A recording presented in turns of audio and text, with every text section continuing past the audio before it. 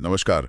आज हम एक बहुत ही दिलचस्प किताब पर बात करने वाले हैं। नाम है स्त्रियों का वेदाध्ययन और वैदिक कर्मकांड में अधिकार। लेखक हैं पंडित धर्मदेव जी, विद्यावाचस्पति, और पब्लिशर हैं सार्वदेशिक आर्य प्रतिनिधि सभा।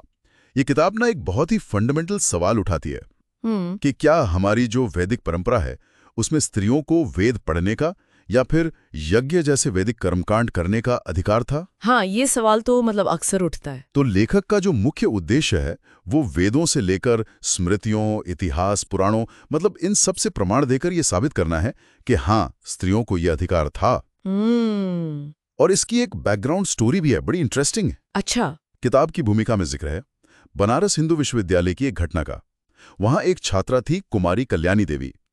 उन्हें वेद विभाग में एडमिशन देने से मना कर दिया गया था। ओह।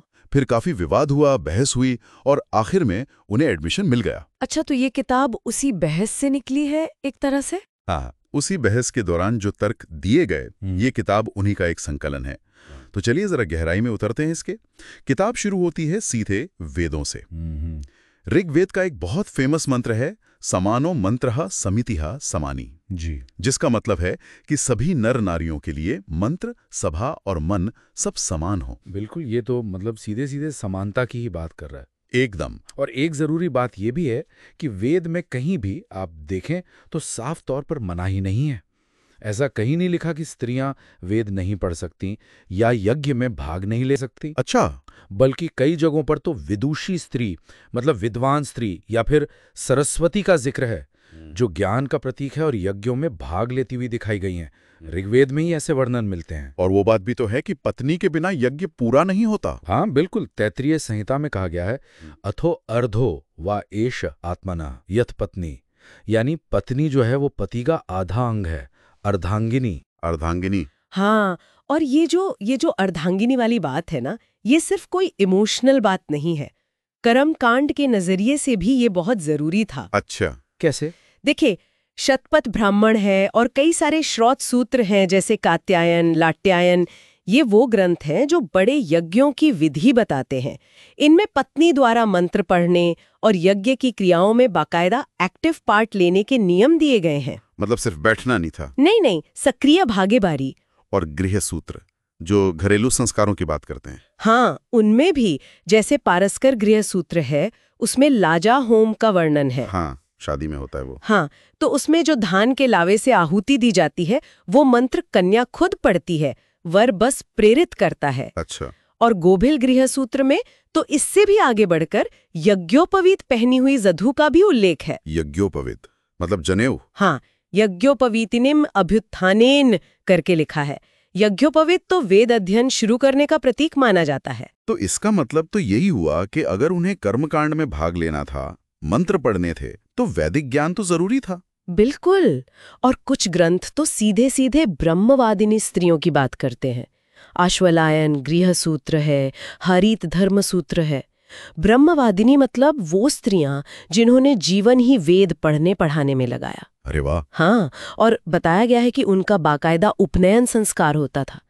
गार्गी वाचकनवी जैसी कितनी ही विदुषी आचार्यों का जिक्र आता है। वो पढ़ती भी थी, पढ़ाती भी थी।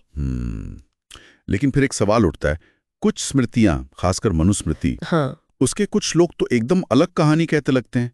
जैसे वो स्त्री शूद्रों नाधी आताम वाली बात, या फिर ये कहना कि विवाह ही स्त्रियों का उपनयन है। जी, ये विरोधाभास वाला पॉइंट बहुत अहम है। इसे कैसे समझा जाए?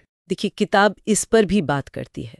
जो मुख्य तर्क दिया जाता है वो ये है कि हमारे परंपरा में श्रुति यानी वेद सर्वोच्च प्रमाण है जी। उन्हें ईश्वर की वाणी या ऋषियों का साक्षात्कार माना जाता है। स्मृति ग्रंथ जैसे मनुस्मृति वो बाद की रचनाएं हैं जो वेदों पर आधारित मानी जाती हैं। ठीक है। तो नियम ये है कि अगर स्मृति की कोई बात श्रुति के यानी वेद के खिलाफ जाती है तो श्रुति ही मान्य होगी।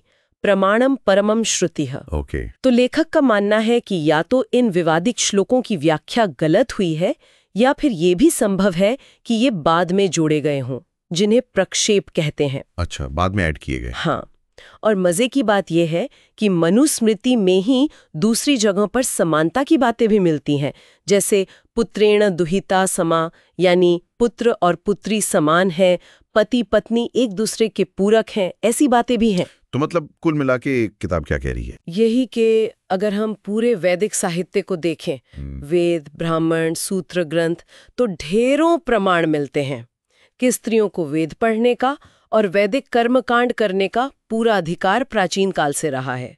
उनकी सक्रिय भूमिका साफ दिखती है। हाँ, और ये विश्लेषण ये भी दिखाता है कि कैसे समय के साथ ना शास्त्रों की व्याख्याएं बदल सकती हैं और कभी-कभी तो वो मूल भावना से शायद भटक भी सकती हैं। सही बात है। और अंत में ये एक सवाल जरूर छोड़ जाता है मन में कि अगर प्राचीन ग्रंथों में ये अधिकार इतने साफ तौर पे दिए गए थे, तो फिर